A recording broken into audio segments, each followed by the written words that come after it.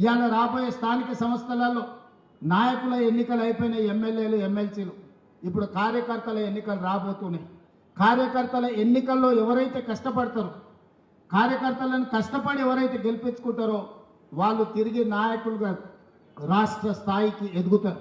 అందుకే ఈరోజు పార్టీ నిర్మాణంలో భాగస్వాములు కావాలి. స్థానిక సంస్థల ఎన్నికల్లో పార్టీ కార్యకర్తలను గెలిపించుకోవాలి. అప్పుడే పార్టీ బలోపేతం అవుతుంది.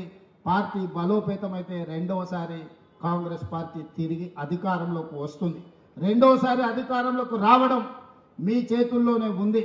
ఇవాళ ఈ వేదిక మీద నుంచి నేను ఒక్క మాట చెప్పదలుచుకున్న మిత్రులందరికీ, 94 నుంచి 2004 వరకు 2 సార్లు తెలుగుదేశం పార్టీ ఆనాడు అధికారంలో ఉన్నది.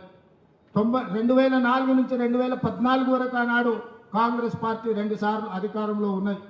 2014 నుంచి 2023 వరకు టీఆర్ఎస్ 2 సార్లు అధికారంలో ఉన్నది. 2023 నుంచి 2033 వరకు 10 సంవత్సరాలు కాంగ్రెస్ పార్టీ తప్పకుండా అధికారంలో ఉంటుంది. ఈరోజు ఎవరెవరైతే పార్టీ కోసం పనిచేస్తారో ఈ 10 సంవత్సరాలలో మిమ్మల్ని కాపాడుకున్న బాధ్యత పార్టీ తీసుకుంటుంది. మీనాక్షి నటరాజన్ గారు తీసుకుంటారు. ఈరోజు పార్టీ